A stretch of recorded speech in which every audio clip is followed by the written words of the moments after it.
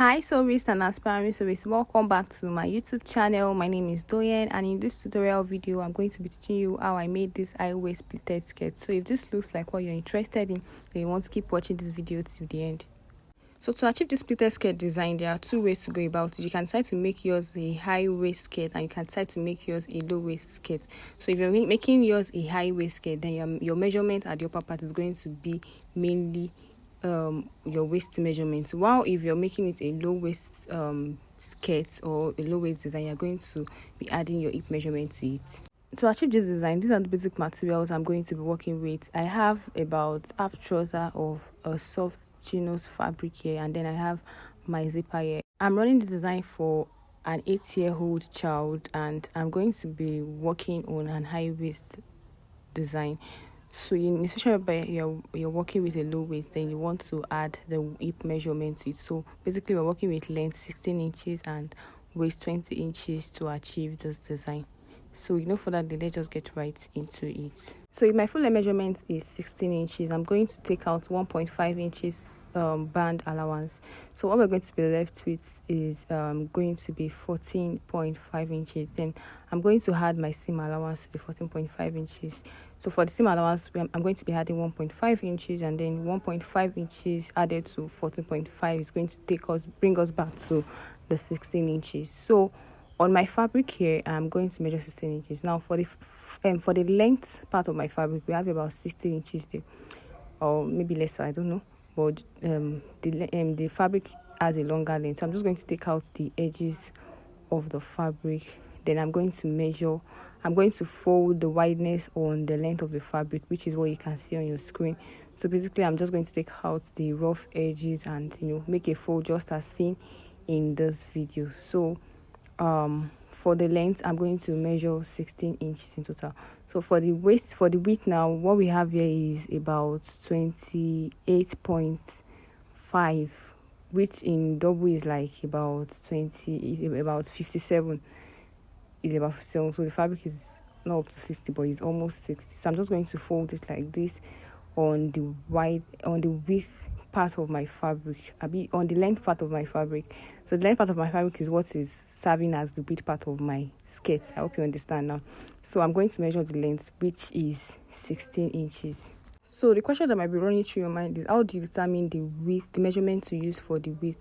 Now what I mostly do is, if my waist is 20 inches, I multiply it by 3 to determine what will be sufficient for my plates. And so since our waist is 20 inches, 20 divided by multiplied by 3 should be around 60 inches. So I was able to have an idea of what I need for my skirt circumference. So I'm just going to cut out the length of my skirt, which we've already measured. So in especially by your hip, your waist is 40 inches, then you want to multiply that by 3.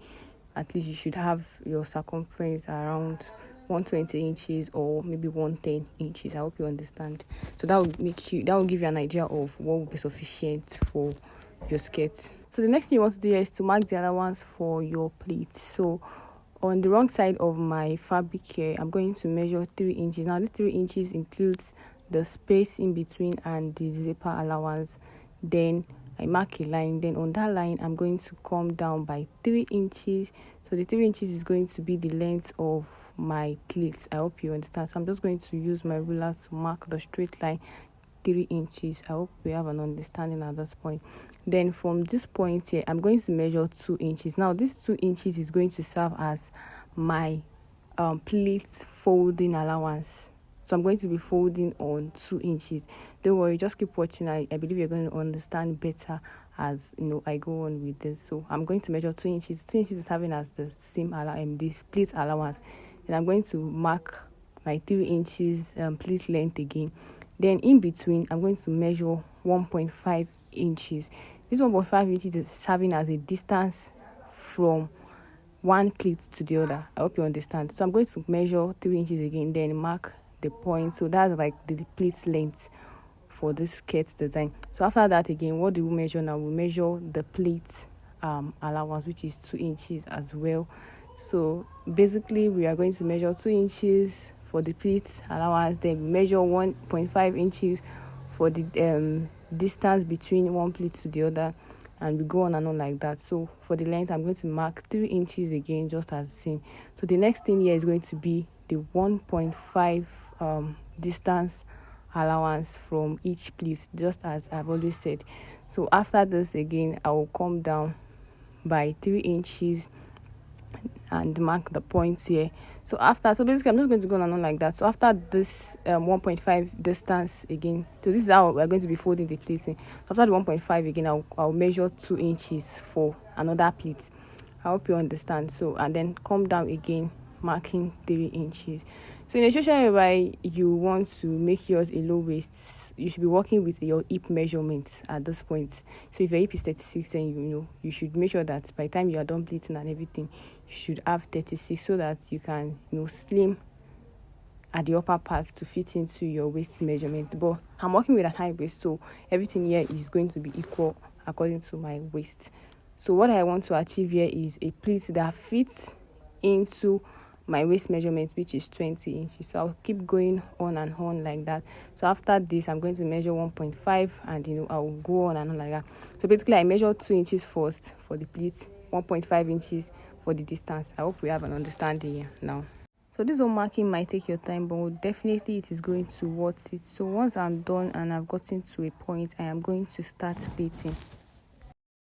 So the first thing here is to fold the first pleating allowance. So this is my pleating. I'm just going to fold it in like this, then leave the allowance of 1.5 inches here.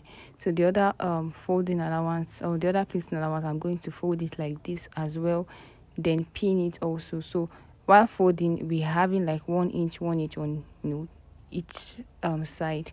So I'm going to leave 1.5 inches space, then fold the 2 inches pleat allowance, leave 1.5 inches space again. That's the distance between the pleats. Then fold the 2 inches, just as seen in this video. So when I fold, I'll be having like one inch on both sides. So I'm just going to do the same thing on this other side again, and go on and on, leaving the space of 1.5 inches, then folding the pleating allowance and leaving a space again, folding the pleating allowance. So by the time you do this to an extent, you should measure what you have. So by the time I measure and I see that okay, we are getting closer to the 20 inches that we need, then I can create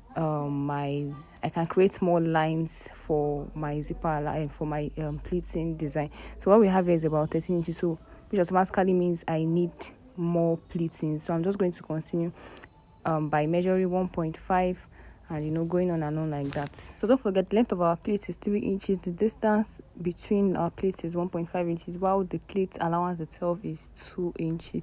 So I'm just going to keep up with this measurement till I get to a certain angle where I feel like okay, what we have is sufficient for my plate. So once I have everything figured out, then the next thing is to start pleating again, folding my allowance just like we did previously.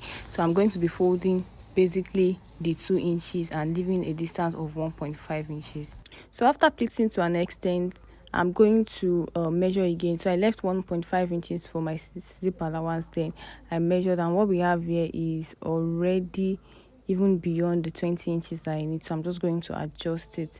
So after this 20 inches, what I need is 3 inches. So I'm just going to mark the 3 inches from that point, and this is what we have. So I'm just going to mark 20. So this is the 3 inches point here, which I'm going to be marking. So I'm just going to measure that downward and cut out what is left, what is remaining. So in a situation whereby yours is going to be a low waist skirt and you want to include your hip measurement, I'm going to advise that you make your side joining, so that there's a joining at the left side and there's another joining at the right side, so that your A shape is going to be projected, because the hip is higher than the waist. So doing it that way would make you achieve a better shape for your butt size. I hope you understand. So I'm just going to rule out the remaining allowance, and then I'm going to be cutting out what is left.